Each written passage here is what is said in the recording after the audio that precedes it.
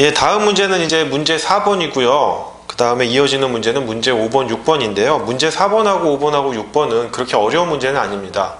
특히 문제 4번은 어려울 수는 있지만 저희 시험범위랑은 조금 관련은 없어요. 민사집행법에 의해서 경매가 이루어지고 그 경우 이제 배당이 이루어졌을 때 사회행위 취소 소송이 어떻게 적용되느냐 하는 문제인데 민사집행법 자체가 우리 시험 범위는 아니니까 가벼운 마음으로 한번 훑어보도록 하겠고요.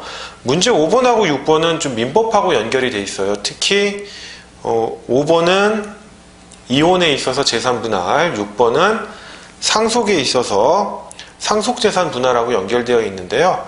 그런 각가지 가족법의 쟁점, 민법에 있어서 가족법의 쟁점이 채권자 취소 소송과 어떻게 연결되느냐 그 점만 한번 살펴보도록 하겠습니다. 사실 문제 1번하고 2번, 3번이 제일 어려운 문제들이었어요. 1번이 채권자 취소권의 가장 전형적인 문제라면 2번, 3번이 원상회복으로서 원물 반환과 가액 배상에 관한 문제였는데요. 제가 가액 배상이 실제로 사회행위 취소 소송에서 많이 문제가 되고 중요한 부분이지만 금전 계산 부분 때문에 채점이 어려워서 안 나올 가능성도 있다라고 했지만 지금 문제를 보시면 여러 가지 제한 사항을 둬가지고 금전 계산 부분을 아예 제외한다던가 간략하게 축소시킬 수 있기 때문에 그런 식의 어떤 출제의 테크닉을 통해 가지고 충분히 가액 배상에 관한 문제도 나올 수 있다는 점을 염두에 두시고요. 가액 배상은 나오지 않아 라는 마음으로 아예 이 부분을 제끼진 마시고 한번 꼼꼼히 훑어주시기 바랍니다. 사실 가액 배상도 여러분이 기본 이론만 숙지하면 별로 어려운 건 아니거든요. 아까 같은 경우 이제 문제 2번은 이런 경우였죠. 일종의 소비대차 계약을 맺은 시점이 여기였어요. 물론 이제 가액 배상을 전제로 합니다.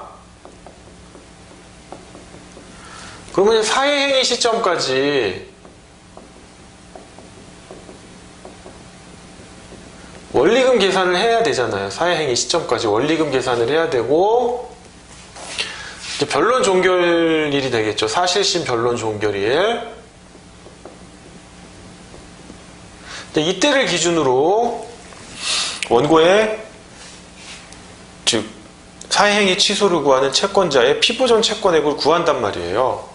구할 때 일반적인 경우는 일반적인 사례는 이거겠죠. 소비대차 계약을 체결한 시점부터 원리금 계산을 한 다음에 물론 제일 FM은 어떤 문제였어요? 그냥 일반 채권자인 경우에는 이 시점부터 사실심 변론 종결일까지 원리금을 계산하면 돼요. 그죠? 원금, 변제기까지의 약정이자, 변제기 이후에는 지연손해금을 계산하는 거예요. 이게 가장 일반적인 케이스예요. 일반 채권자로서 사회행위 취소 소송을 제기할 때 그 채권자인 원고의 피보전 채권액을 구하는 방법은 이거예요. 근데 어려운 문제들이 뭐였어요? 하나는 담보물에 의해서 우선 변제권이 있다면 담보물에 대해서 우선 변제권이 있다면 경우의 수를 나누잖아요. 어떤 경우입니까? 피담보 채권이 담보물의 가치보다 작아요. 즉 담보물의 가치로 피담보 채무액 전액을 상쇄할 수 있을 때는 이런 계산을 할 필요가 없어요.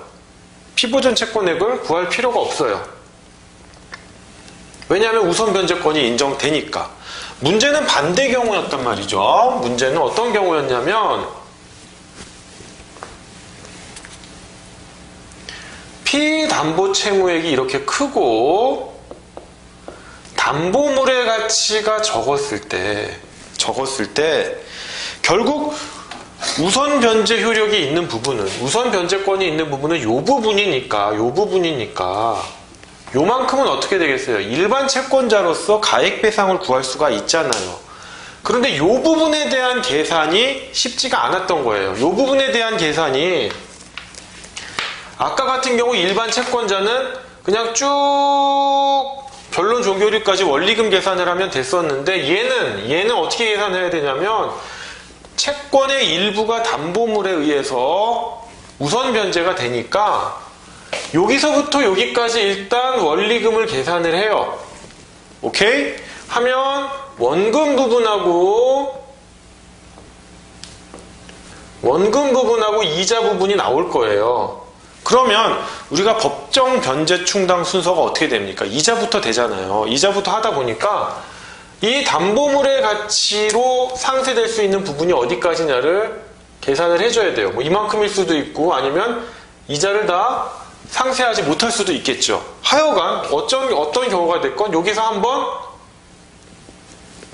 담보물에 의해서 상쇄되는 부분을 알려주고 남아있는 것에 대해서 여기까지 원리금을 계산해서 피보존 채권액을 구해줘야 됐어요. 원칙은 이거예요. 계산은 여러분의 몫입니다. 그런데 이렇기 때문에 계산이 복잡하니까 시험에 나오기가 어렵다라고 했지만 3번 문제 같은 경우 3번 문제 특히 추가된 사실관계 같은 경우에서 문제가 어떤 식으로 제한을 뒀습니까? 아예 문제에서 그냥 이렇게 했죠. 소비대차 계약 체결 시점이 아니라 그냥 사회행위 시점에 피담보 채무액, 채권 최고액이 아니에요. 항상 계산은 피담보 채무액으로 하는 겁니다. 이게 실제 채무액이니까요. 피담보 채무액의 산정 시점을 사회행위 시점으로 고정시켜 놨어요. 오케이? 그러면 여기서부터 또 여기까지 원리금을 구해야 되는데 뭐라고 그랬어요? 지연손해금 산정하지 말아라. 두 가지 제한사항을 줬잖아요. 즉 사회행위 시점에 피담보 채무액을 주고 소비대차 계약 시점에 피담보 채무액이 아니라 아예 원리금 계산을 여기서 못하게끔 사회행위 시점에 피담보 채무액을 딱 줘놓고 그 다음에 여기에 원리금 계산을 못하게끔 지연손해금도 구하지 말아라 라고 했어요. 그러니까 여기에서 피담보 채무액에서 담보물의 가치만, 즉 피담보 채무액이 이만큼인데 담보물의 가치가 이 정도밖에 안 된다면 요것만 날려주면 요게 그냥 피보존 채권액이 되는 거예요. 별도의 계산이 필요 없어요. 여기서 뭐 원리금 계산해서 담보물 공제한 다음에 또 원리금 계산할 필요가 없었어요. 이런 식으로 계산의 편리성을 여러분들한테 줘서 가액배상 문제도 충분히 나올 수 있기 때문에 여러분들이 가액배상도 등한시하지 않았으면 합니다. 물론 아직 변호사 시험이 이제 2회밖에 안 됐기 때문에 가액배상을 내기보다는 원물 반환 쪽이 좀 출제 가능성이 높죠. 근데 이제 차츰 문제가 쌓이고 낼 게 없어지면 가액배상도 충분히 나올 수 있고 또 모르죠. 뭐 2회차 때부터 바로 가액배상이 나올 수도 있으니까요. 일단 문제 1번, 2번, 3번 참 어려운 고비 여러분들 넘기셨고요.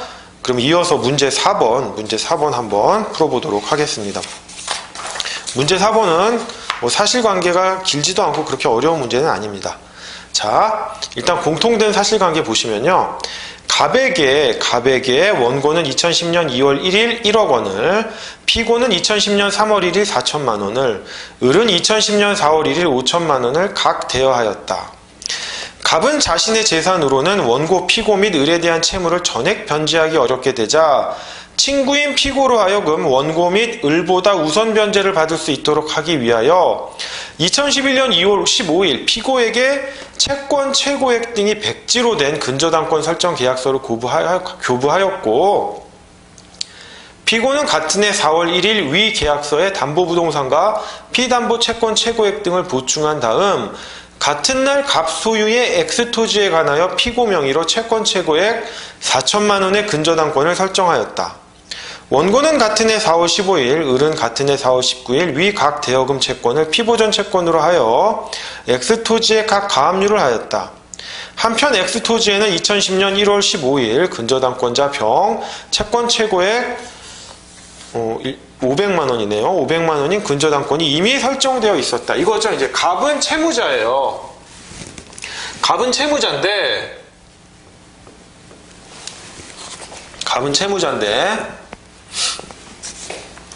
일단 3명의 채권자가 있죠. 원고, 피고, 그 다음에 을이 있습니다. 원고에게는 얼마? 1억 원을 갚아야 하고요. 피고에게는 얼마? 4천만 원입니다. 그 다음에 을에게는 또 얼마입니까? 5천만 원이죠. 이렇게 각각의 빚이 있었어요. 물론 채권자 평등에 의해서 우선순위는 없겠죠. 그러다 갑이 이 채권을 모두 변제할 수 없다는 걸 알고는 일단 친구인 피고에게 우선 변제를 받을 수 있도록 백지로 된 근저당권 설정 계약서를 교부해요. 그 시점이 언제입니까?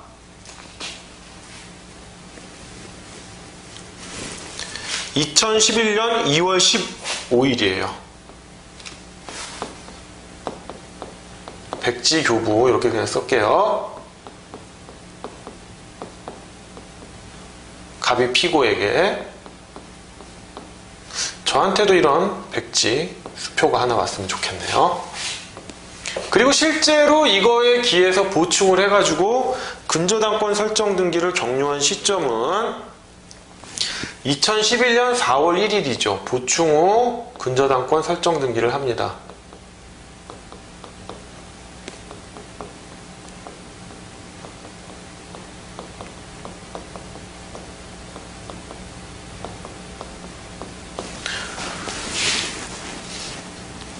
그 뭐 채권 최고액은 4천만 원밖에 되진 않아요.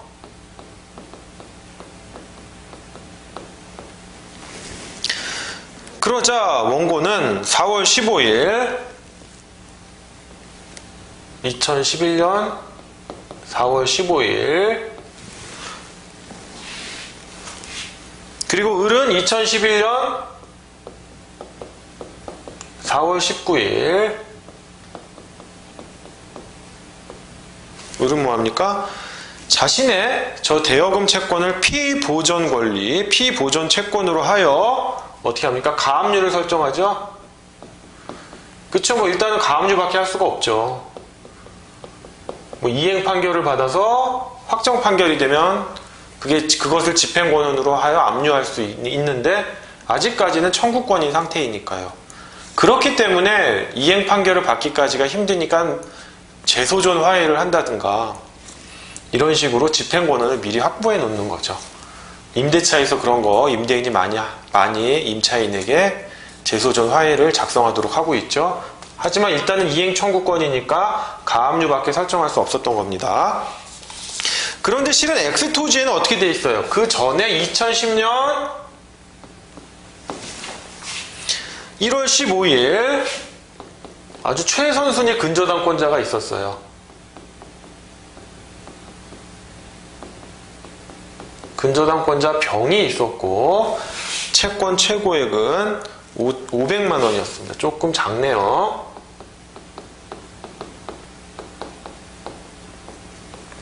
일단은 사실관계는 이렇게 됩니다. 자, 백지 근저당권 설정 계약서를 교부할 당시 갑은 당좌거래 정지 처분을 받은 상태로서 그 소유의 재산으로는 시가 1억 8천만 원 상당의 X토지와 이게 X토지겠죠. X토지에 설정된 내역들이겠죠. 근저당과 가압류가 정기예금 채권 3천만 원이 있었는데 근저당권 설정 당시에는 정기예금을 모두 찾아 소비한 상태였다. 아마 채무자의 무자력을 문제 삼는 것 같아요. 즉 이 시점에는 뭡니까? 정기예금이 있었는데 이때는 정기예금을 다 찾아가지고 써버렸다 이 얘기죠. 이 얘기입니다. 자, 피고는 2011년 5월 3일 근저당권 설정 등기가 되어 있으니까 위 근저당권에 기한 임의경매를 신청하였고 이에 병 역시 1순위 근저당권자죠. 역시 같은 해 5월 17일 자신의 근저당권에 기한 임의경매를 신청하였는데 그 결과 정이 같은 해 7월 1일 X토지에 대한 매각 허가 결정을 받아 낙찰자겠죠. 같은 해 8월 3일 매각 대금을 납부하였고 경매법원은 같은 해 9월 1일 배당기일에서 배당할 금액 6천만 원, 낙찰이 6천만 원에 든다 보네요. 경매 비용을 제외하고 6천만 원 중 선순위 근저당권자에게는 얼마? 500만 원 다 갔고요. 그 다음에 2순위 근저당권자인 피고에게도 4천만 원이 갔습니다. 여기가 아니고 두 번째가 되겠네요. 4천만 원이 배당이 됐고요. 그러면 4,500이니까 얼마가 남아있어요? 배당 잔액이 1,500이 남아있죠. 1,500이 남아있는 상태에서 배당 잔액이 1,500이 남아있는 상태에서 가압류권자들이 지금 어떻게 돼 있어요? 각각 자신의 피보전 권리가 1억 5천이었죠. 자, 가압류는 순위에 상관이 없어요. 가압류는 순위에 상관이 없어요. 제가 지난 시간에 설명드렸듯이 가압류의 경우에는 설정된 순위와 상관없이 채권자로서 동등하게 배당을 받습니다. 그러니까 1,500만 원에 대해서 1억 5천분의 1억, 을은 1억 5천분의 5천, 이런 식으로 배당을 받게 돼요. 그래서 실질적으로 얘의 채권액은 1억하고 5천이지만 얘는 1천만 원, 얘는 500만 원을 받아가게 되어 있어요. 그럼 제가 누누이 얘기하잖아요. 선생님, 그러면 가압류를 먼저 할 필요 없는 거 아니에요? 라고 하지만 만약에 원고와 을의 가압류 요 사이에 근저당권자가 있었다라고 한다면 일단 안분 배당을 한 다음에 후순위 가압류권자를 이 근저당권자가 흡수를 해요. 이 배당액을. 그렇기 때문에 가압류의 순위도 중요한 겁니다. 물론 가압류 뒤에 계속 가압류가 있다면 순위가 중요하지 않는데 근저당권자가 딱 나타나면 가압류권자의 순위가 중요해져요. 그 대신 근저당에 앞선 가압류는 근저당보단 우선한다. 하지만 안분 배당을 받아가지 우선 변제적 효력은 없다라는 거, 그 부분 주의하셔야 됩니다. 그래서 여러분 민사집행법 강의를 꼭 들으셔야 돼요. 학교에서. 자, 일단 이런 상태고요. 사실관계는. 그러면 이제 문제 바로 들어가겠습니다. 원고는 2011년 5월 20일 피고를 상대로, 지금 이런 경우겠죠. 갑이 피고에게 근저당권을 설정해줘요. 이 근저당권 설정 자체가 사회행위라는 거랍니다. 그러니까 원고가 채권자로서 사회행위 취소 소송을 제기하는 거죠. 지금 이런 구도잖아요. 자, 채권자 취소권의 취소의 대상은 채무자와 수익자의 법률행위입니다. 피고 적격은 수익자 또는 전득자가 되겠죠. 근데 여기 전득자가 없으니까 수익자인 피고만 되겠죠. 그럼 이 경우 뭐예요? 원상회복을 하려면, 원상회복으로서 원물 반환을 하려면 근저당권 설정 등기를 말소하라라고 하면 되고, 가액 반환을 할 경우에는 피고가 이 근저당권을 말소한 경우에는 가액 반환을 하겠죠. 왜냐하면 처음에 공동담보액보다 가액 반환을 할 경우에는 다시 또 전득자에게 넘어갔다든가 선의의 전득자에게 넘어갔다든가 할 경우에 그 경우에 이제 가액 반환이 되겠죠. 아까 같이 근저당권 말소는 이런 경우가 되겠죠.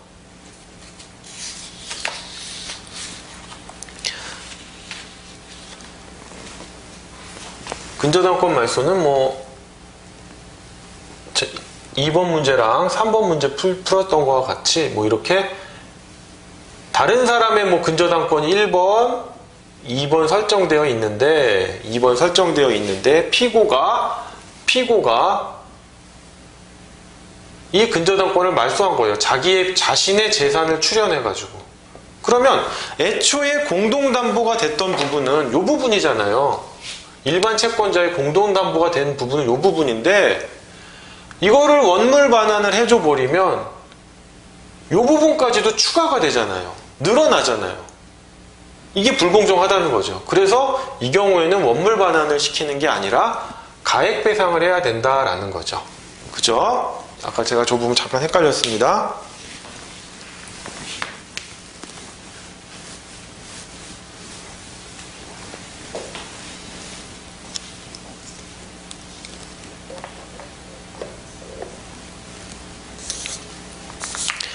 자, 그러면 일단 1번 문제 다시 들어가겠습니다. 원고는 2011년 5월 20일 피고를 상대로 사회행위인 근저당권 설정 계약의 취소 및 그 원상회복으로서 근저당권 설정 등기의 말소를 구하는 소송을 제기하였다가 배당 기일에 피고의 요 배당 부분에 대하여 이의를 하였고, 그 다음날 배당 이의소를 제기하면서 청구 취지는 2011년 9월 1일자 배당표 중 피고에 대한 배당액을 삭제하고 원고에 대한 배당액 1,000만 원인데 요렇게 가져온다는 얘기죠. 5,000만 원으로 바꿔라 라고 하는, 5,000만 원으로 경정한다는 내용으로 청구 취지를 썼어요. 위 사회행위 취소 소송과 병합 신청을 하였습니다. 그 병합 신청이 받아들여지자 원고는 위 배당 이의소를 사회행위 취소 소송에서의 원상회복 청구에 대한 예비적 청구로 주장하였다라는 겁니다. 자, 그러면 문제 1-1인데요. 매수인의 대금 납부 후 피고 명의의 근저당 설정 등기가 말소되었다.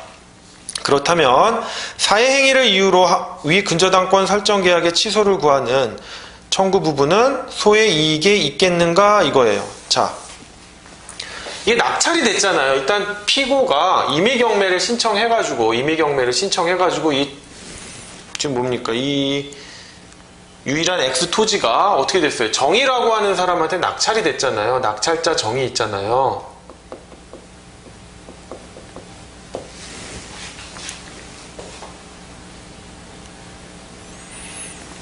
이 정의 낙찰받을 때 이제 근저당권 임의경매로 이 근저당권을 실행한 거니까 근저당권이 말소가 되겠죠. 낙찰 대금을 다 납부를 하면. 그러면 이미 말소가 됐는데, 이 근저당권 설정 등기가 낙찰이 되면서 말소가 됐는데 굳이 근저당권 설정 계약을 취소하는 사회행위 취소 소송으로서 구할 필요가 있겠는가라는 건데요. 근저당권 설정 계약을 취소하는 소의 이익이 있다는 겁니다. 답을 보시면 채무자와 수익자 사이의 근저당권 설정 계약이 사회행위인 이상 그로 인한 근저당권 설정 등기가 경매로 인하여 말소되었다고 하더라도 수익자로 하여금, 피고죠? 근저당권자로서 배당받도록 하는 것은 민법 제406조 제1항의 취지에 반하므로 수익자로 하여금 그와 같은 부당한 이득을 보유시키지 않도록 하기 위하여 근저당권 설정 등기로 인하여 손해를 입게 되는 채권자는 근저당권 설정 계약의 취소를 구할 소의 이익이 있다. 따라서 근저당권 설정 등기의 말소 등기에도 불구하고 원고는 여전히 근저당권 설정 계약의 취소를 구할 소의 이익을 갖는다 이거예요. 왜냐? 제일 좋은 거는 근저당권 설정 계약을 취소해가지고 근저당권, 자 이렇게 되겠죠. 제일 해피한 케이스는 뭡니까? 근저당권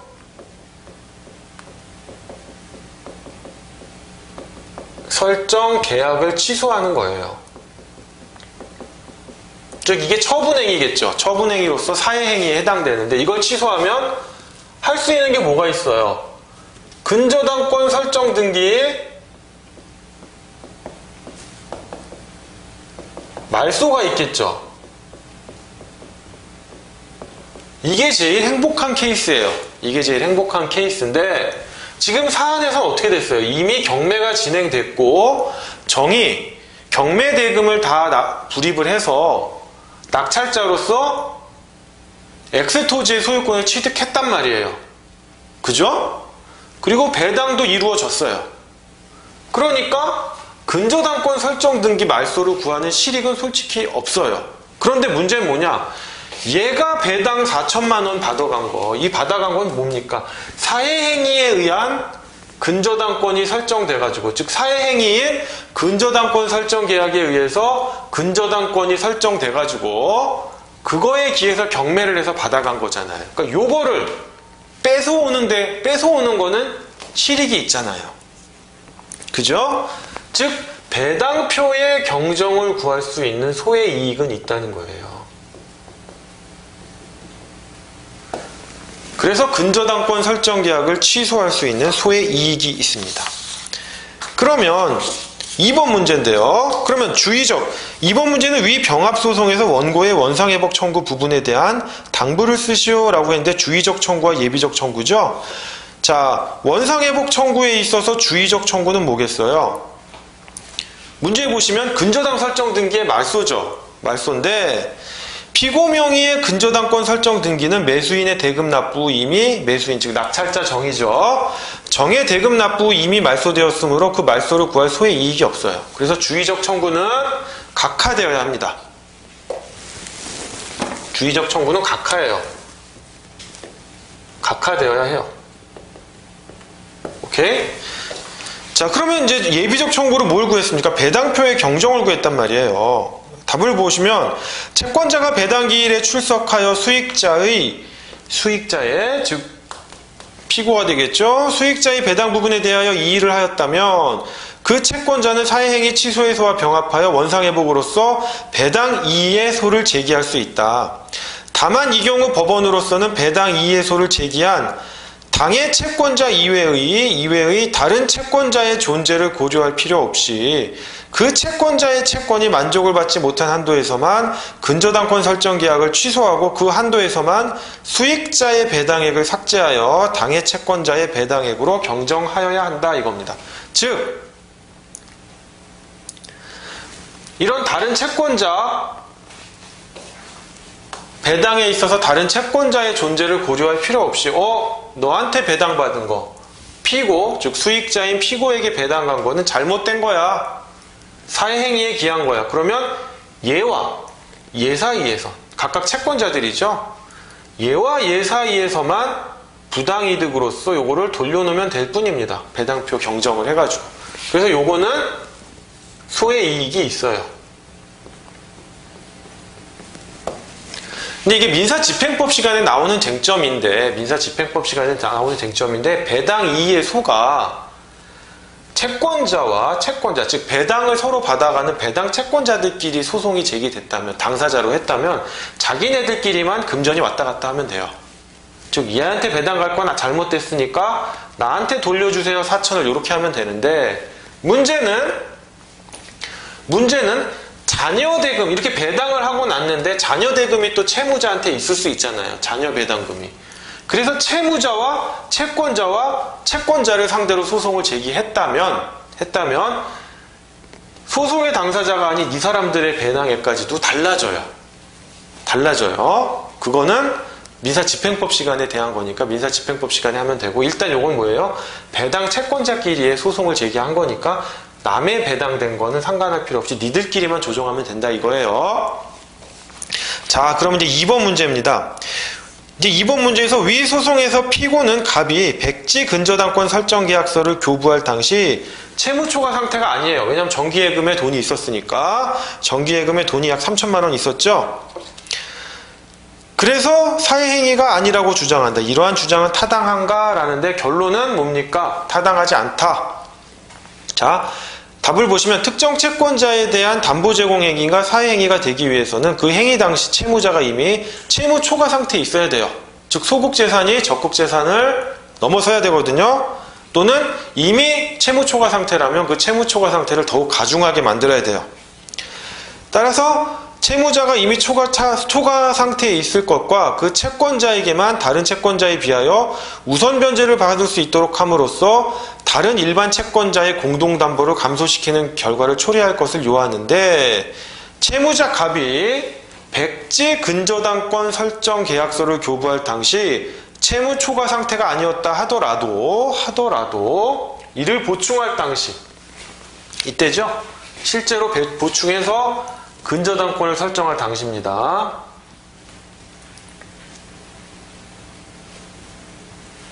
이건 이제 좀 지울게요.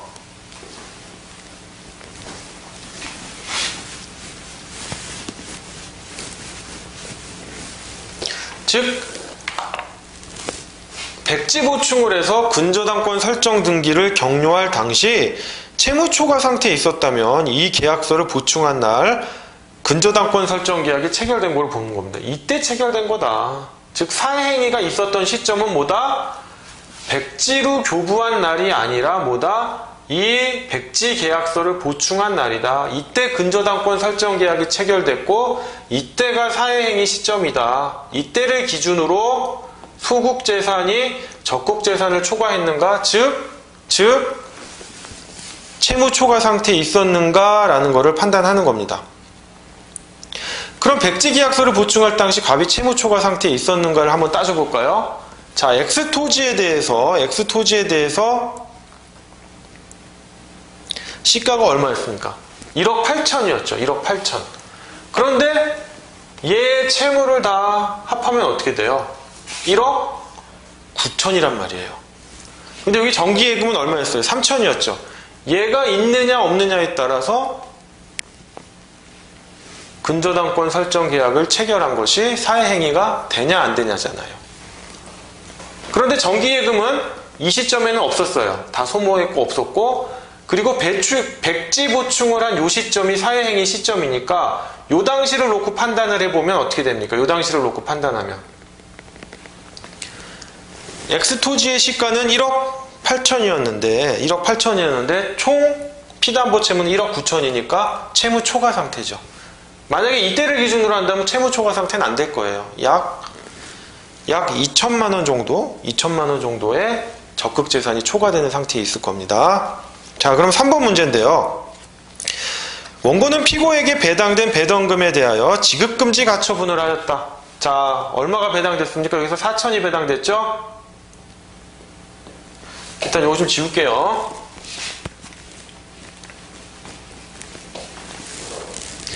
아이고.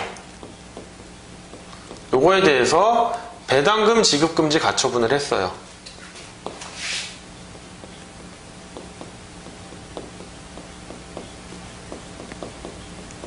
여러분 이게 이제 민사집행법 시간에 자주 나오는 내용이고 실무 가서도 자주 나오는 내용입니다. 하지만 민사집행법이 시험 범위가 아니고 또 일단 문제 내기가 어려워지기 때문에 뭐 이런 거는 시험에 잘 나오진 않겠지만 채권자 취소권이 경매와 배당에 있어서 이렇게 연결되는구나라고 해서 좀 가벼운 마음으로 보시면 됩니다. 자, 원고는 피고에게 배당된 배당금에 대하여 지급금지 가처분을 하였다. 배당기일에 아무런 이의가 없어 배당표는 그대로 확정되었으나 위 가처분으로 인하여 피고는 배당금을 지급받지 못하고 있었다. 위 가처분의 본안으로 원고는 2011년 10월 4일 사회행위 취소 소송을 제기하였다. 이 경우 적합한 원상회복 방법은 무엇인가? 즉 이것을 뺏어오겠다는 거죠. 원고는 사회행위 취소 소송을. 물론 뺏어오는 방법이 아까 같이 배당표를 경정해가지고 이 4천만 원을 나한테 돌려놓는 방법이 있는데 이미 배당이 완료가 됐어요. 배당표 경정을 구하는 시기를 놓친 거예요. 그래서 원고는 일단 배당금 지급금지 가처분을 해요. 두 번째 단계인 거죠. 아까는 배당표 경정을 구했어요. 근데 지금은 뭐예요? 배당표 경정을 구할 수 있는 단계를 지났어요. 그러면 배당금 지급금지 가처분을 하고 사회행위 취소 소송을 청구해가지고 어떻게 하느냐? 너 피고 있잖아. 배당금 지급 청구권 있지. 이제 배당은 국가에서 해주겠죠. 경매를 통해서 법원이 하는 거니까 국가에서 하는 건데 피고 너 배당금 지급 청구권 있잖아. 그거를 양도해. 원고에게 양도해. 그런데 채권 양도에 하려면 대항 요건이 뭐예요? 채권자가 채무자에게 채권 양도에 통지를 해야 되잖아요. 양수인이 통지하는 게 아니라 채권자가 채권 양도를 하는 채권자, 즉 양도인이죠. 채권자가 채무자에게 이 사안에서는 국가가 되겠죠. 양도 통지를 해야 됩니다. 즉 채권 양도 및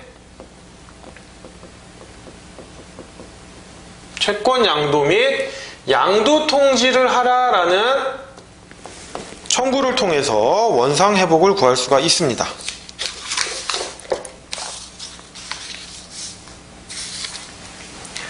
자, 그 다음에 이제 마지막 세 번째 방법이에요. 이것도 못했어요. 배당금 지급 가처분을 못해가지고 원고에게 이제 배당이 떨어진 거예요. 4천만 원이. 그러면 이제 끝난 거냐? 방법이 없는 거냐?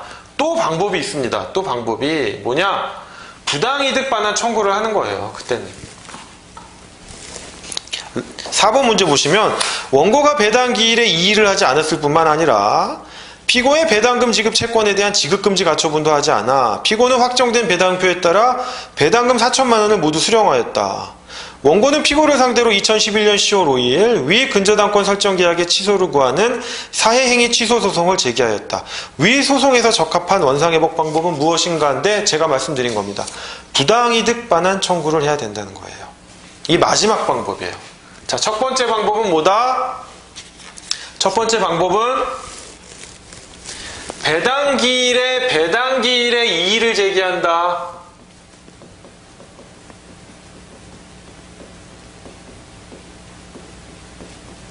이의 제기해서 뭘 구한다?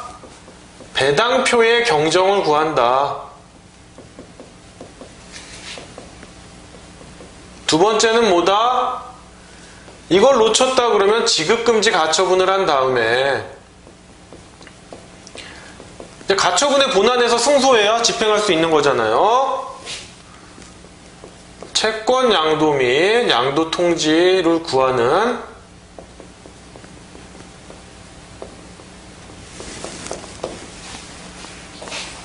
양도 통지를 구하는 방법으로서 원상회복을 구할 수가 있고, 세 번째, 이마저도 못했다. 이마저도 나는 못했다.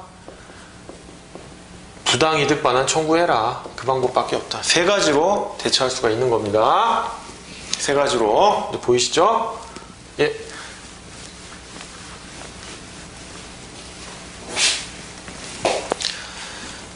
예, 그럼 마지막 5번 문제인데요. 5번 문제는 뭐냐면, 추가된 사실이 나옵니다. 위 공통된 사실은 추가 사실에 저촉되는 범위 내에서 변경된 것으로 봅니다. 원고의 갑에 대한 채권이 아까 같이 금전대여금 채권이 아니라 영화필름의 사용료 채권이다.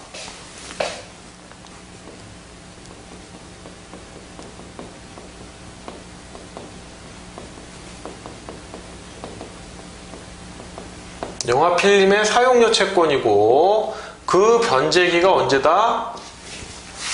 2010년 2월 1일이에요. 오케이?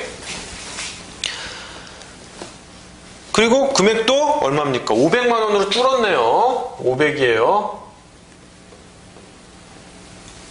금액은 크게 중요하진 않습니다. 엑스토지의 시가는 8천만 원이다.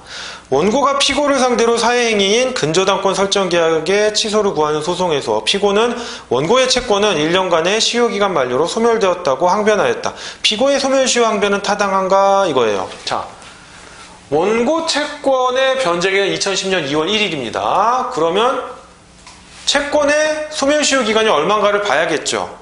그런데 지금 이 채권은 뭐예요? 영화필름의 사용료 채권이에요. 사용료 채권. 즉 동산의 사용료란 말이에요.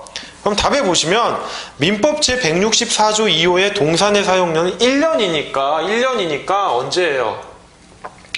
2011년 2월 1일에 소멸시효가 완성이 되죠.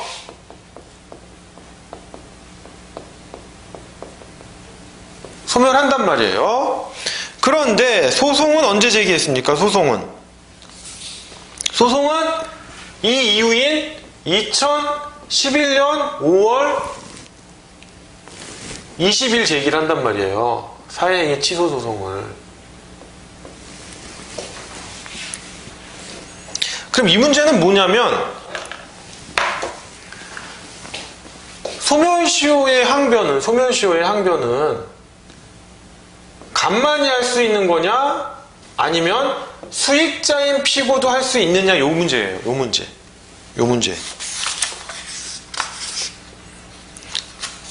요 문제에 대해서 시효이익에 이런 표현이 있죠. 대법원 판례는 시효이익을 직접적으로 받는 자에 관해서 답을 보시면요.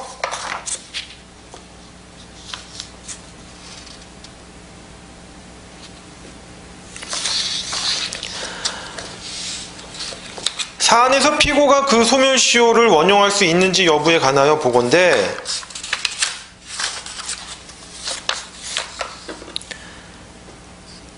소멸시효를 원용할 수 있는 사람은 권리의 소멸에 의하여 직접 이익을 받는 자에 한정된다라고 되어 있습니다. 아이고, 잠시만요.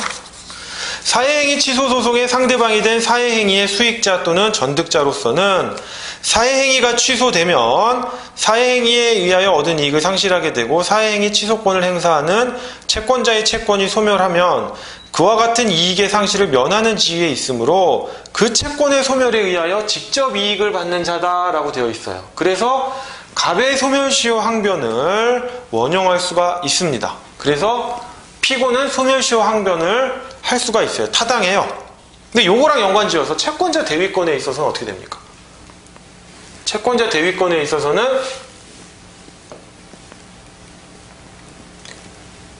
채무자의 소멸시효 항변을 원용할 수 없죠. 시효이익을 직접적으로 받는 자라고 보질 않습니다. 그때 쟁점은 뭐예요? 요 사례를 이제 채권자 대위로 잠깐 놓을게요. 채권자 대위권으로 놓으면 그냥 제가 하나 쓰겠습니다. 여기다 그냥. 일단 채권자 대위권으로 놓으면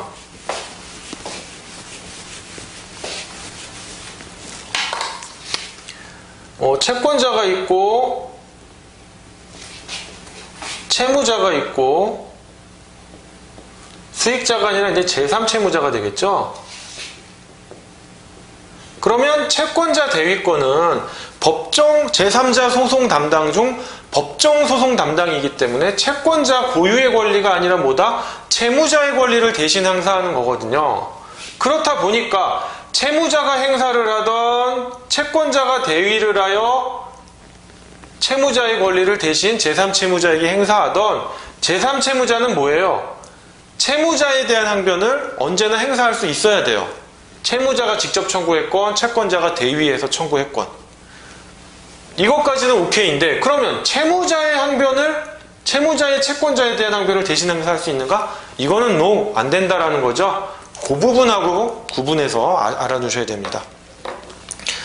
사실 문제 4번 문제는 경매랑 배당에 관련된 문제니까요. 그냥 이제 가볍게만 한번 보시면 됩니다. 그럼 이제 다음 문제는 이제 문제 5번인데요. 요거는 이혼에 따른 재산분할 청구에 관한 건데 문제 자체가 어렵지는 않아요. 그냥 이혼에서도 채권자 취소권이 이렇게 연결되는구나. 요거 한 번만 보시면 돼요. 여러분 뭐 시험 앞두고 이제 많이 긴장되시고 조바심도 나겠는데요. 그럴수록 천천히 마음 차분하게 하나하나 쟁점을 자기 것으로 소화해야지 대충대충 하면 결국 시험장에 가서 하나도 생각이 안 납니다. 자, 문제 5번 공통된 사실관계입니다. 갑은 1981년 12월 1일 피고와 혼인신고를 마치고 부부로서 혼인생활을 하면서 그들 사이에 3명의 자녀를 두었는데 갑이 가정에 소홀하고 피고를 폭행하는 등 가정불화로 인하여 혼인관계가 파탄에 이르자 2010년 12월 30일 이혼하면서 재산분할의 명목으로 위자료는 별도의 금전으로 지급하기로 함 이렇게 돼 있고 자신들의 주거지인 고양시 일산 동구 마두동 소재 호수 아파트 이하 이 사건 아파트라고 합니다. 처인 피고에게 증여하기로 하여 2011년 1월 3일 증여계약을 체결하고 당일 피고 명의로 소유권 이전 등기를 하였다라고 되어 있어요. 피고가 있는데 증여계약을 체결합니다. 증여계약의 체결 시점은 2011년 1월 3일이죠. 등기까지도 그날 완료를 합니다. 넘어간 거는 이제 아파트겠죠?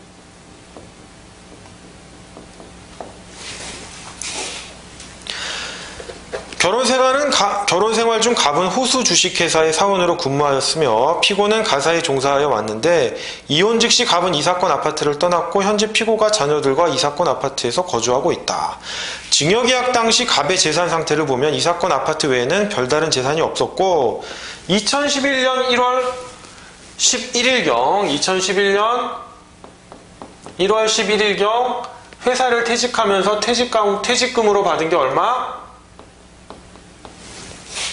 퇴직금으로 받은 게 9천만 원이네요. 9천만 원을 수령했다라고 되어 있어요.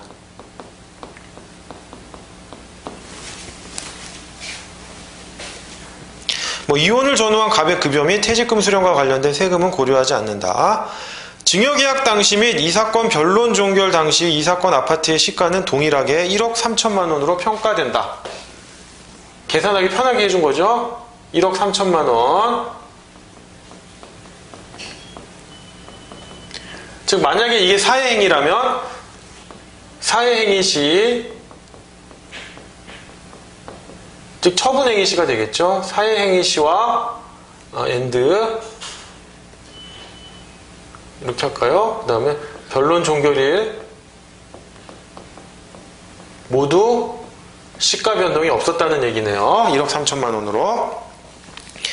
위 증여계약 당시 이미 아래와 같은 각 근저당권이 설정되어 있으며 그 내용 및 증여계약 후 변동사항은 다음과 같다라고 좀 복잡하게 되어 있습니다. 복잡하게 되어 있는데요. 한번 써볼게요. 별다른 내용 아니니까. 증여계약 당시 이미 이 아파트에 대해서 근저당권이 어떻게 설정되어 있었는가. 자, 1순위는 마두은행이네요.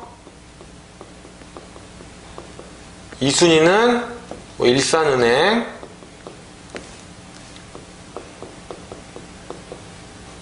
3순위는 대화은행입니다.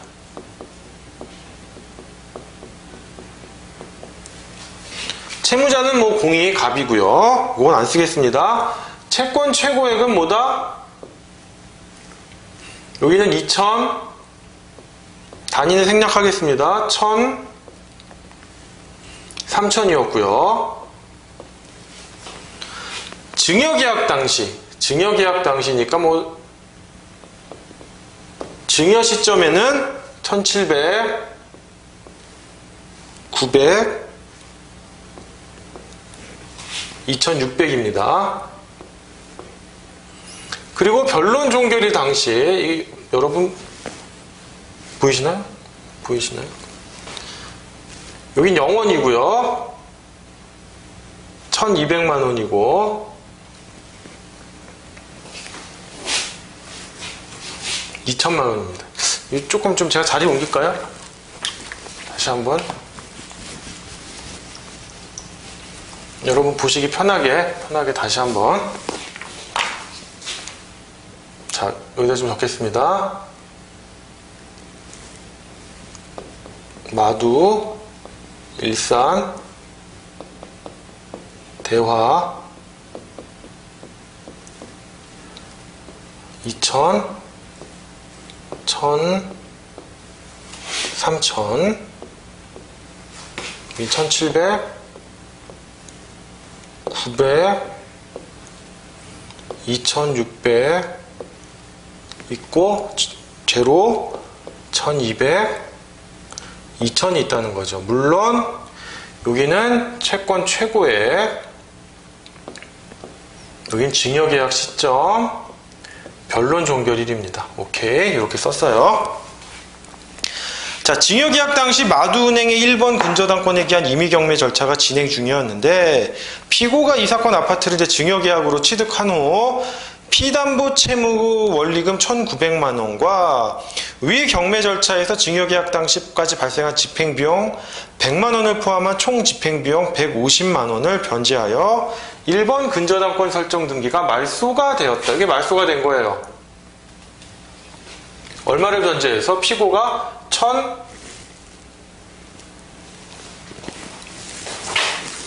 대여 원리금이 1,900만 원이고 집행비용이 150만 원이니까 2,050만 원이 되겠네요.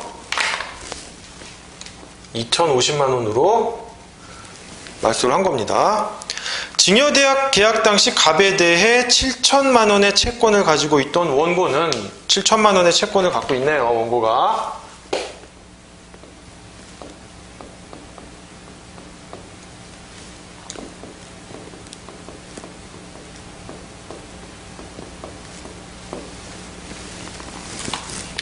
채권을 갖고 있으니까 이렇게 써줄까요?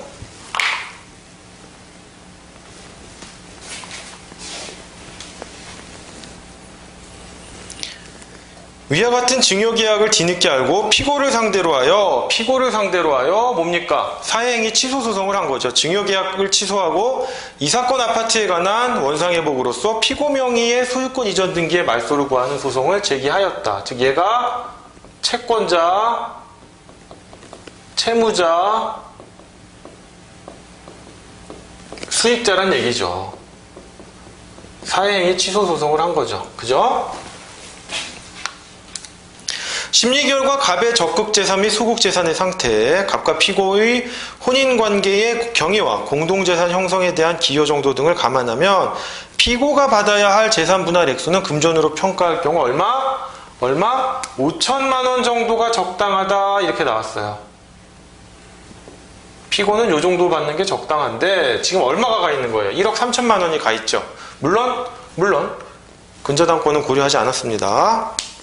그러면 문제 1번입니다. 이 사건 증여계약이 원고에 대한 사회행위가 되는가? 라는 점인데요. 일단 정답은 결론은 사회행위가 된다는 겁니다. 보시면 재산분할자가 당해 재산분할에 의하여 무자력이 되어 일반 채권자에 대한 공동담보를 감소시키는 결과가 된다고 하더라도 그러한 재산분할이 민법 제839조의 이 제2항 규정의 취지에 반하여 상당하다고 할 수 없을 정도로 과대하거나 재산분할을 구실로 이루어진 일종의 사회행위로서 재산처분이다라고 인정할 만한 특별한 사정이 없는 한 사회행위로서 채권자 취소권 대상이 되질 않아요. 이거는 이혼에 따른 정당한 재산분할이잖아요. 설사 이런 사정이 있어서 재산분할에 따른 처분행위가 사회행위라고 하더라도 전체가 취소되는 게 아니라 상당하지 않은 부분, 즉 상당한 부분을 초과하는 부분만 취소가 된다는 거예요. 보시면 이 사안에서 원고 채권자가 채무자에 대해 주장하는 채권은 얼마입니까? 7천만 원이고요. 이 사건 아파트를 제외한 갑의 재산은 뭐가 있어요? 퇴직금 9천만 원이 있단 말이에요. 퇴직금 9천만 원이 있는데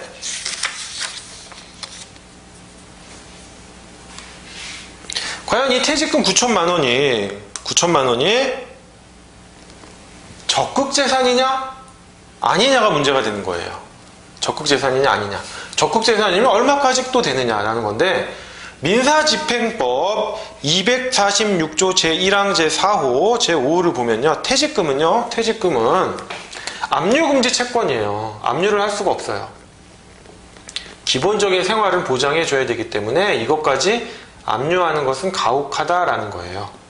근데 압류가 전체 채권액에 대한 압류가 금지되는 것은 아니고요. 얼마? 2분의 1까지만 압류가 금지가 돼요. 오케이? 그러면 적극재산으로 볼 수 있는 건 얼마다? 4,500만 원은 갑의 적극재산으로 볼 수 있는 거예요.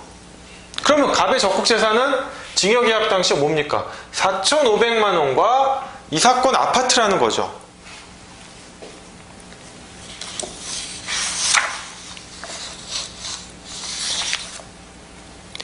그런데 이 사건 증여계약으로 어떻게 됩니까? 이 사건 증여계약으로 아파트가 딱 넘어가니까 어떻게 돼요? 원고에 대한 채권은 7천만 원이거든요.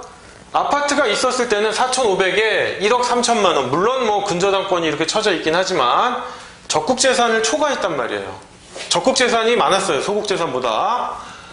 그런데 아파트를 딱 넘겨주니까 지금 어떻게 됐어요? 소극재산이 많아졌잖아요. 소극재산이. 그러니까 채무 초과 상태가 발생했잖아요.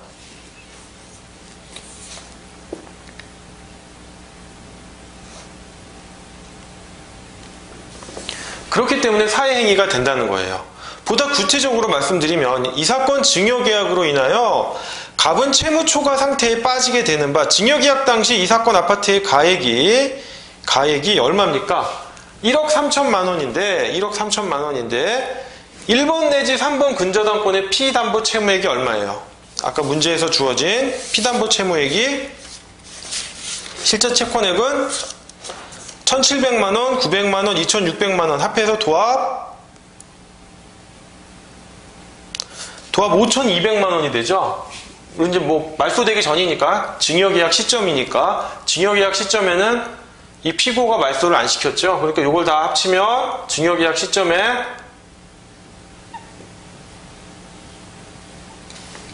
5,200만 원이 되죠.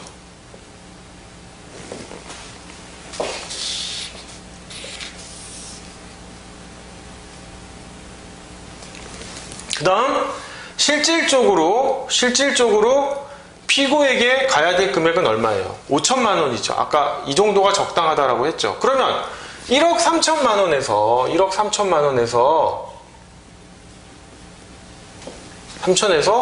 5,200을 빼요. 오케이? 그 다음에 실질적으로 남아있는 아파트 재산가액은 이 근저당권의 피담보 채무액을 합산한 금액을 빼야겠죠. 빼고 남은 거에서 5천만 원은 실제로 피고한테 가야 되는 거잖아요. 그죠? 요걸 또 빼요. 그럼 결국 얼마가 남습니까? 1억 200만 원이니까 2,800만 원어치가 잘못 간 거예요. 즉 아까 말한 상당한 부분을 초과한 범위. 아무리 재산 분할이라 하더라도 그것을 초과한 범위는 취소행위의 대상이 된다라고 했잖아요. 그래서 요 2,800만 원어치가 사회행위 취소의 대상이 되는 겁니다. 일단 소극재산이 적극재산을 초과하게 되었고, 그리고 사회행위 취소의 대상은 요 부분이라는 거죠. 근데 선생님, 원물 반환은 안 될까요? 원물 반환은 안 될까요? 자, 원물 반환은 왜 안 되냐면 피고가 받은 즉시 그 이후에 어떻게 했습니까? 자기 재산을 출연해서 근저당권을 말소를 했잖아요. 그죠? 그런데 원물 반환을 시켜주면 어떻게 돼요? 2,800만 원보다 이 부분만큼 더 공동담보 가액이 늘어나잖아요. 그러니까 원물 반환은 안 되는 거예요. 가액 반환을 할 수밖에 없고, 그 가액 반환의 범위는 2,800만 원이라는 얘기입니다.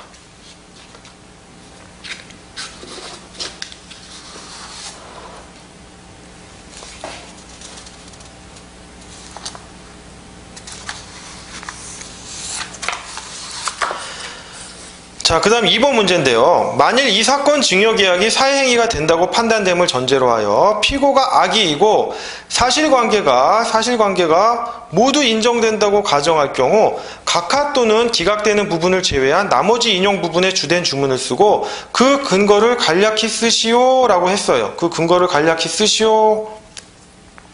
부동산의 표시는 이 사건 아파트로 하고 금전 지급이 선고될 경우 지연 손해금 등은 고려하지 않음, 이렇게 해놨거든요. 보시면 이제 주문을 쓰라는 건 뭐예요? 실질적으로 가액 배상의 한도를 구하라라는 거죠. 가액 배상의 한도를. 제가 아까 전에는 뭘로 계산했어요? 그냥 여러분들 이해하기 편하게 쉽게 그냥 근저당권의 피담보 채무를 합산했어요. 합산을 했고 그냥 증여계약 시점으로 판단을 했어요. 하지만 실질적으로 가액 배상을 하게 되면 어떻게 합니까? 실질적으로 가액 배상을 하게 되면 사실심 변론 종결일 기준으로 계산을 해줘야 되잖아요. 이제 정확히 계산을 하자는 거예요. 진짜 2,800만 원 맞는지. 제가 문제 2번하고 3번 풀 때 사회행위 여부는 어떻게 합니까? 사회행위 시점은 처분행위시로 판단하지만 가액배상은 어떻게 해요? 사실심 변론 종결일 당시의 피담보 채무에게 원리금을 다 계산해가지고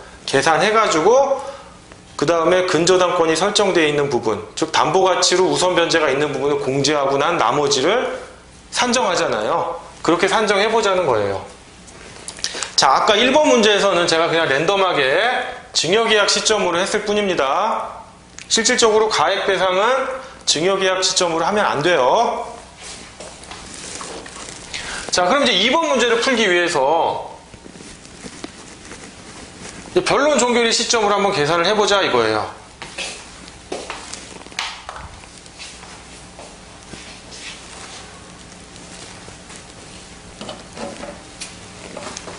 자, 피고가 증여를 받은 후 어떻게 했습니까? 1번 근저당권을 자신의 재산으로 출연시켰기 때문에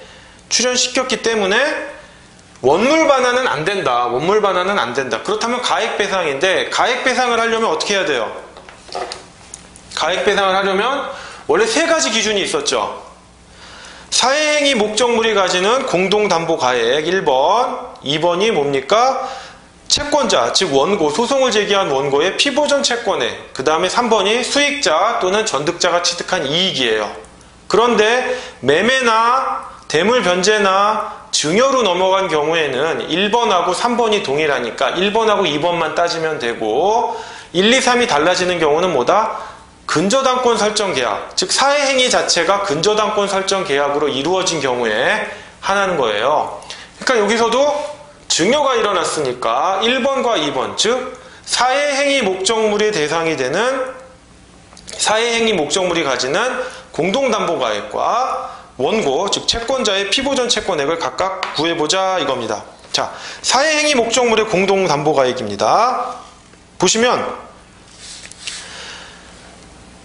재산 분할이 사회행위에 해당하여 채권자 취소권의 대상이 되는 경우 취소되는 범위는 재산 분할 상당액을 초과하는 부분에 한정되므로 일단 1억 3천만 원이죠. 1억 3천만 원에서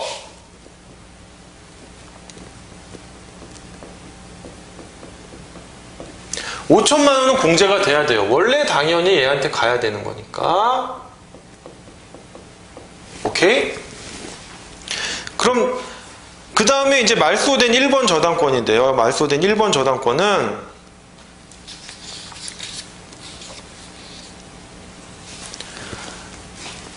사회행위 이후에 말소가 되긴 했지만 말소가 되긴 했지만 사실심 변론 종결시를 기준으로 했을 때 공제되는 범위에는 포함된다고 했죠. 왜냐하면 그 부분은 사회행위 시점에서는 근저당권이 설정되어 있었고 공동담보가액이 아니기 때문에 사회행위 이후에 말소가 되었다 하더라도 공동담보가액이 아니기 때문에 공제를 해줘야 되는 겁니다. 그래서 공제할 때 얼마를 했어요? 채권 최고액이 아니라 원리금까지 해서 1,900만 원이 공제가 됐죠. 1,900만 원인데 뭐 경매비용 뭐 이런 것까지 다 합산해서 2,050만 원이란 말이에요.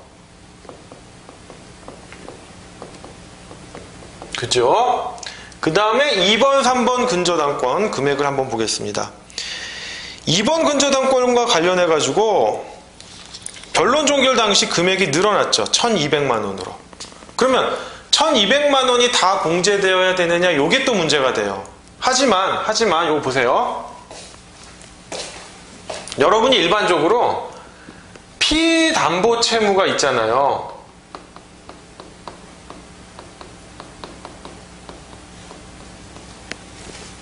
피담보 채무가 있잖아요.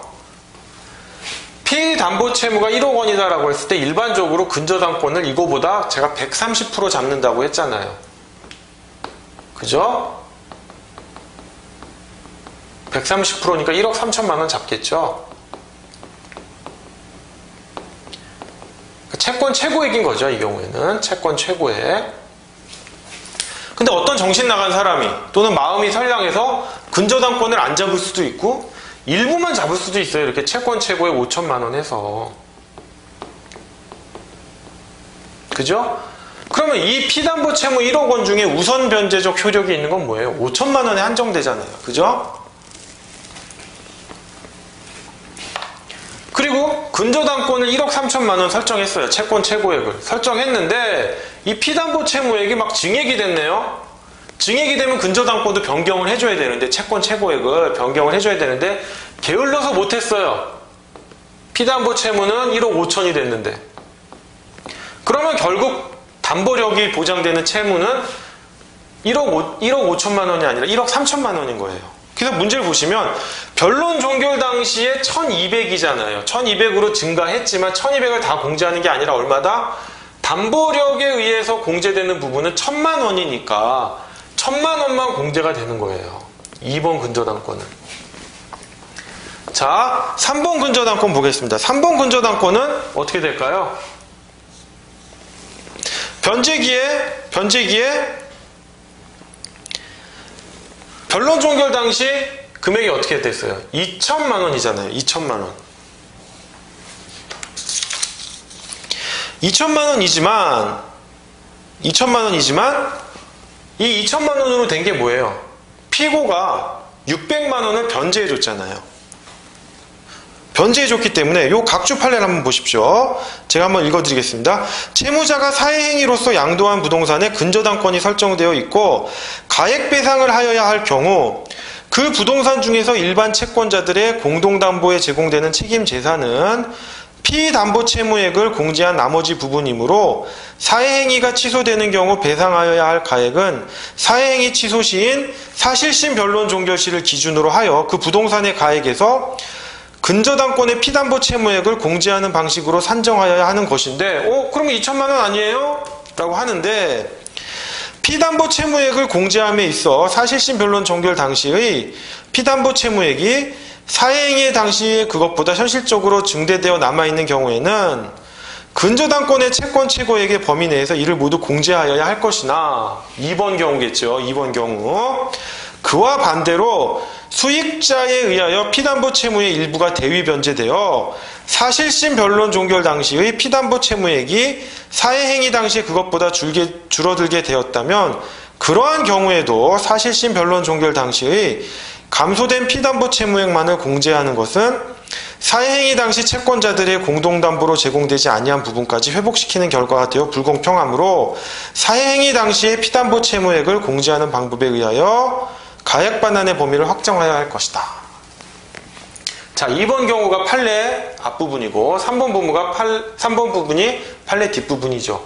설사 수익자인 피고가 대위 변제해서 일부를 사실심 변론 종결 당시에 변제를 해서 피담보 채무액이 감축됐다 하더라도 애초 이 사회행위 시점에서 이 사회행위 징역계약을 한 사회행위 시점에서는 2,600만 원까지가 공제할 수 있는 거고 2,600만 원 넘는 부분만이 공동담보잖아요. 공동담보 가액인데 피담보 채무 피고 즉 수익자가 일부 변제를 했다는 사정만으로 대위로서 일부 변제를 했다는 사정만으로 이 공제 액수를 줄이면 그만큼 공동담보가액이 늘어나서 불공정하게 되잖아요. 그래서 이 경우에는 이 시점을 기준으로 한다. 따라서 2,600만 원을 또 공제하는 겁니다. 여기서. 그럼 이걸 계산하면 5천, 2천, 1천, 2천 하니까 1억 650만 원이겠죠. 1억 650만 원을 빼면 1억 650만 원을 빼면 2,350만 원이 공동담보가액이 되는 거예요. 공동담보가액이.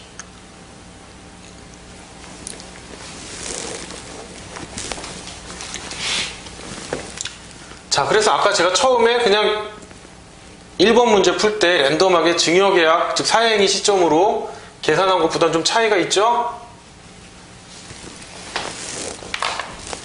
따라서 공동담보 금액은 2,350만 원이 되는 겁니다. 그러면 원고, 즉 채권자의 피보전 채권액은 얼마예요? 7천만 원이죠.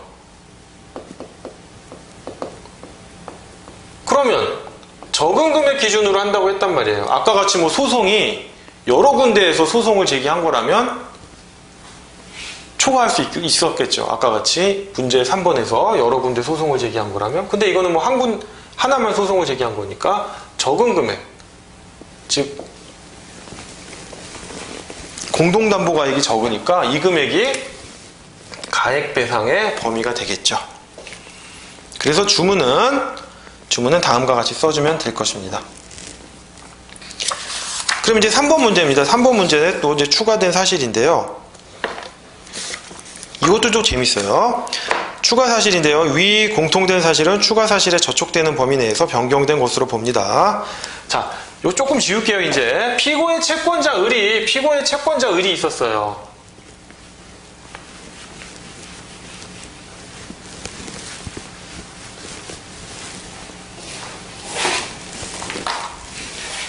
피고의 채권자 의리. 뭔가 받을 게 있었나 보죠. 피고의 채권자입니다.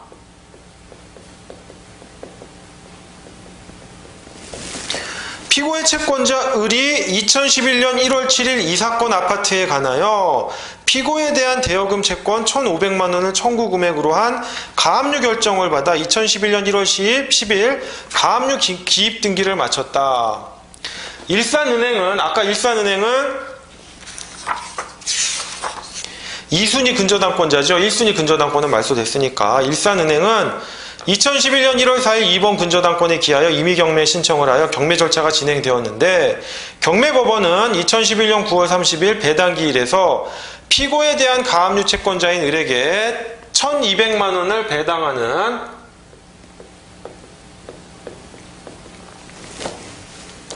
배당표를 작성하였고 원고는 위 경매 절차에서 배당 요구를 한 바가 없다. 사회행위 취소 소송을 이제 곧 제기하겠죠.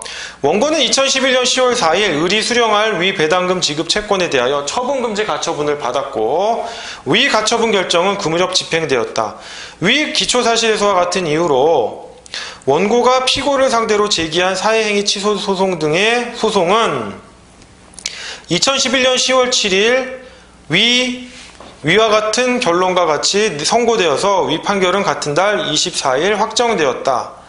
그 원고는 이 사건 아파트가 위 사회행위 취소 판결에 의하여 위와 같은 결론에서와 같이 가액배상 금액의 범위 내에서 피고에게 소유권 이전 등기가 마쳐지기 이전의 상태로 소급하여 채무자 갑의 재산으로 회복되었으므로 을의 피고에 대한 청구 채권이 있음을 전제로 한 위 가압류는 위 경매 절차에서 을에게 배당된 1,200만 원의 범위 내에서는 효력이 없고 따라서 을이 위 가압류에 기하여 배당받은 것은 법률상 원인 없는 이익이라는 이유로 을을 상대로 갑에게 위 배당금 지급 청구권을 양도하고 대한민국에게 그 채권 양도의 통지를 하라라는 내용의 소송을 제기하였다. 원고의 이 주장은 타당한가라는 거예요.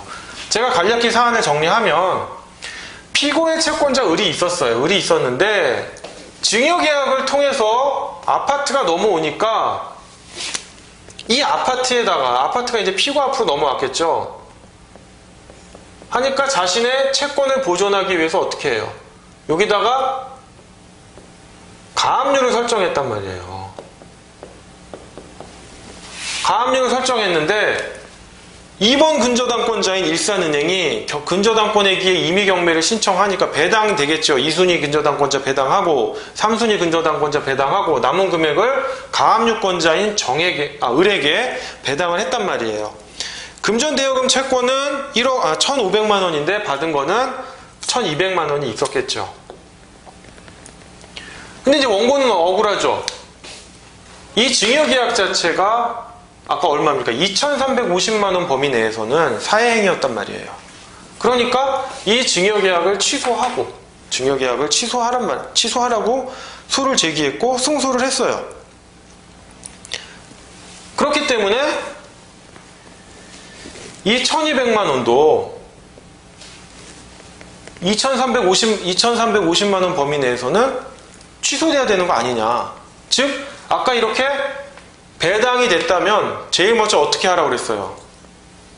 배당 절차에서 이의 신청을 해가지고 배당표를 경정을 받거나 그걸 못하면 배당이 될 무렵에 배당을 못하게끔 지급금지 가처분을 한 다음에 을을 상대로, 즉 배당 채권자를 상대로 배당 채권을 나에게 양도하고 채무자, 즉 대한민국에게 양도 통지를 해라라는 소송을 구할 수 있다고 했죠. 이마저도 못하면 이미 배당이 됐다면 배당 채권자인 을을 상대로 부당이득 반환 청구를 해라라는 거였어요. 지금은 뭐예요? 두 번째 단계죠. 지급금지 가처분을 하고 채권 양도를 하고 양도 통지를 하라는 소송을 제기했다는 거예요.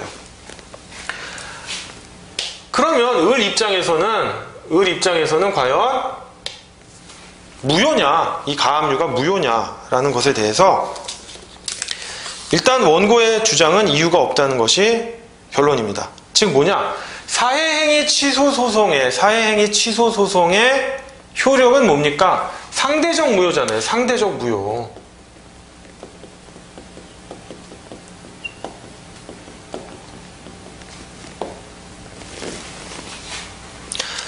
상대적 무효니까 당사자 이외의 제3자는 답안에 보시면 다른 특별한 사정이 없는 이상 취소로 인하여 법률관계에 영향을 받지 않습니다.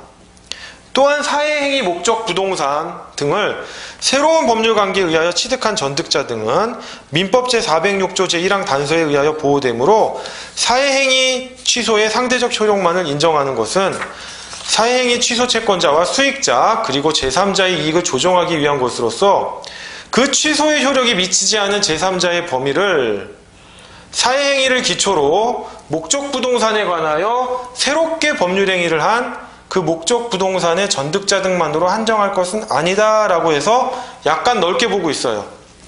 그러면 이 을은 취소에, 즉 사회행위 취소에 효력이 미치지 않는 상대적 무효 밖에 있는 즉 무효를 주장할 수 없는 제3자인가? 그러면 을은 새롭게 법률행위를 한 자예요? 아니에요? 가압류는 뭐예요? 사회행위 이후 피고 앞으로 아파트가 넘어온 다음에 가압류를 한 건 맞아요. 그런데 가압류를 하게 된 원인은 뭐예요? 이 금전대여 채권이 있는 거죠. 피고와 은 사이에. 이 금전대여 채권은 뭐예요? 사회행위 이전 시점에 있었어요. 이전 시점에. 과연 이것도 새로운 법률행위를 한 것으로 본 것인가? 그거에 대해서 대법원은 이 경우에도 새로운 법률관계, 즉 새로운 이해관계를 맺은 자이다. 따라서 사회행위 취소로 인하여 원고는 사회행위 취소로 인하여 그 사회행위 취소 무효의 효력을 을에게 주장할 수 없다라는 겁니다. 그렇기 때문에 이 배당금 지급 채권의 양도를 구하고 양도 통지를 하라는 소송 자체도 이유가 없다는 겁니다. 물론 이 자체가 시험에 나오긴 쉽진 않아요. 하지만 이 사람도 상대적 무효에 의해서 무효가 되는 자가 아니라 새로운 법률관계를 맺은 자다. 즉 채권관계는 사회행위 이전에 있었지만 그 이후에 피고 앞으로 목적 부동산이 이전됐을 때 가압류를 했다면 새로운 이해관계를 맺은 자이다 라는 대법원 판결입니다. 그 다음 이제 채권자 취소권의 마지막 문제인데요. 이건 아주 간단해요. 이건 아주 간단한 거니까 5분이면 됩니다. 여러분 그동안 너무 고생하셨어요. 제가 누누이 얘기하지만 가장 중요한 문제는 채권자 대위권이고요. 대위권이 민법하고 민사소송법, 민사집행법까지 혼합해서 내기 편합니다. 채권자 취소권 역시 너무 중요하죠. 특히 이제 로클럽 같이 법원으로 가시는 분들은 왜 중요하냐면 이런 소송이 많고 대부분 가액배상으로 이루어질 때 법원에서는 최종적으로 결론을 내려줘야 되잖아요. 1원까지 맞춰가지고. 그런데 시험 문제에서는 조금 내기 어려웠었다. 채점의 곤란성 때문에. 하지만 아까 제가 말씀드린 바와 같이 그런 제한사항을 두면 가액배상도 얼마든지 나올 수 있고 원물 반환의 경우에는 당연히 나올 수가 있습니다. 자, 마지막 6번 문제인데요. 한번 보겠습니다. 원고는 갑을 상대로 법원에 2억 원 및 그에 대한 지연손해금의 지급을 구하는 약정금 청구 소송을 제기하여 2007년 10월 23일 법원으로부터 승소 판결을 받았고 그 판결은 그 무렵 확정되었다. 그 후 갑 및 피고 1, 2의 어머니인 을이 2009년 12월 4일 사망하였다. 그러자 위 망인의 공동상속인 중 1인인 갑은 상속 포기 기간 동안인 2010년 1월 28일 서울가정법원에 자신의 상속을 포기하는 신고를 하였고 위 신고는 2010년 3월 15일 위 법원에 의하여 수리되었다. 상속 포기가 인정이 된 거죠. 이에 망인의 공동상속인 피고 1과 2는 2010년 2월 26일 갑을 제외한 자신들이 각 법정 상속분 비율 2분의 1이겠죠. 자신 둘만 남았으니까 상속재산인 엑스토지를 분할하는 내용으로 상속재산 분할 협의를 한 다음 이를 원인으로 하여 각 지분 소유권 이전 등기를 마쳤다. 그 원고는 이미 채무 초과 상태에 있던 갑이 2010년 1월 28일 공동상속인들인 피고 1, 2와 협의하여 상속재산인 엑스토지에 관하여 자신의 상속분에 관한 권리를 포기하는 신고는 채권자인 원고를 해야 하는 사회행위에 해당하므로 취소되어야 하고 그 원상회복으로 피고 1, 2는 엑스토지에 관한 위 각 지분 소유권 이전 등기에 말소 등기 절차를 이행할 의무가 있다고 주장하면서 2010년 3월 30일 법원에 사회행위 취소 소송을 제기하였다. 문제, 갑의 위 상속 포기는 사회행위 취소의 대상이 되는가? 간단한 거죠. 갑이 있는데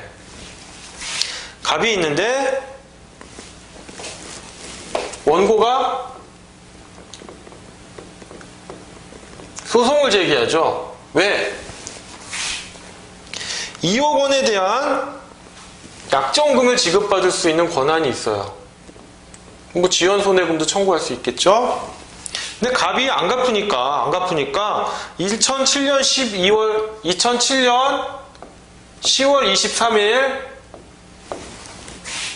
법원으로부터 승소 판결을 받습니다. 승소 판결을 받고 확정되죠.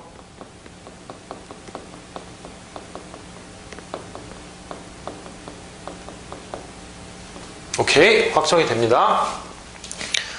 그런데 그 후 갑 및 피고 1, 2의 어머니인 갑하고 여기 또 뭐 이제 피고 1, 2가 있겠죠. 뭐 갑하고 형제지간인가 봐요. 그리고 이제 아버지는 없었나 보죠. 뭐 홀 어머니인가 보죠. 자식들이라고 칩시다. 일단 뭐 이렇게 을이 있는데 어머니인 을이 있는데 사망을 하시죠. 돌아가시는 거예요. 돌아가시니까 상속분이 상속이 되겠죠. 상속이 되겠죠. 근데 상속 포기 기간 동안 갑이 어떻게 해요? 상속 포기를 해요. 갑이 상속 포기를 합니다. 그리고 피고 1, 2는 상속을 승인하죠. 그러니까 원고 입장에서는 야, 너는 이미 채무 초과 상태에 있었는데 2010년 1월 28일 공동상속인들인 피고 1, 2와 협의하여 상속재산인 X토지에 관하여 너의 상속분에 관한 권리를 포기하면 되냐? 어? 받아와라. 상속 받아오면 내가 2억 원 변제받을 수 있지 않겠냐? 뭐 다는 아니더라도 일부라도 변제받을 수 있지 않느냐? 너의 이런 상속 포기 행위가 사회행위 아니냐 이거예요. 사회행위 아니냐. 그리고 원상회복으로서 어떡합니까? 이 X토지에 대해서 피고 1, 2가 각각 공유지분 등기를 했겠죠. 2분의 1씩. 그러니까 이거를 말소해라. 다시 복귀시킨 다음에 3분의 1씩 받아라. 이 얘기죠. 3분의 1씩 가져와라. 이겁니다. 그런데 어떻게 되겠어요? 이거 여러분 이제 곰곰이 생각해 보시면 이게 사회행위 취소 대상이 되겠어요? 그러니까 상식적으로 봤을 때 사회행위 취소 대상이 되지 않아요. 즉 상속 포기는 일종의 처분행위라고 볼 수가 없어요. 그리고 이 재산이 원래부터 갑의 재산도 아니에요. 재산인데 처분을 했다라고 하면 채무 초과 상태에서 처분을 했다라고 하면 사회행위가 될 여지가 있는데 이 상속 재산은 우연한 기회에 생긴 거잖아요. 일종의. 그러니까 이 재산을 내가 안 가져왔다고 해서 이게 처분행위가 되거나 설사 처분행위가 된다 하더라도 사회행위로 볼 수가 없어요. 이거는. 즉 마지막에 보시면 상속 포기는 민법 제406조 제1항에서 정하는 재산권에 관한 법률행위에 해당하지 아니하여 사회행위 취소의 대상이 되지 못합니다. 심지어 각주 판례 보시면요. 마지막 한 편부터 보시면 채무 초과 상태에 있는 채무자가 상속재산의 분할 협의를 하면서 유일한 상속재산인 부동산에 관한 상속분을 포기하고 제 잘못 읽었네요. 자, 대법원 2011년 6월 9일 선고 2011다 29,307 판결입니다. 판결. 자, 상속재산 분할 협의에 참여하여 미리 포기한 게 아니라 상속재산 분할 협의에 참여하여 당사자가 되었더라도 협의 내용이 상속 포기를 전제로 상속재산에 대한 권리를 인정하지 아니하는 것으로서 같은 날 행하여진 상속 포기 신고가 그 후 수리됨으로써 상속 포기의 효과가 적법하게 발생한 이상 이를 달리 볼 것은 아니다라고 했어요. 즉 상속재산 분할 협의에 참여해서 내가 상속 포기를 해야 되겠다 라고 하는 것도 사회행위에 해당되진 않는다. 즉 사회행위 취소의 대상이 되지 않는다는 거예요. 근데 예외는 있어요. 예외는 뭐냐면 여기 한 편부터가 예외예요. 한 편부터가 상속재산 분할 협의에 들어가서 이 상속 포기를 해요. 근데 이 상속 포기가 어떤 대가를 받고 하냐면 일정 금전을 내가 줄게 이래요.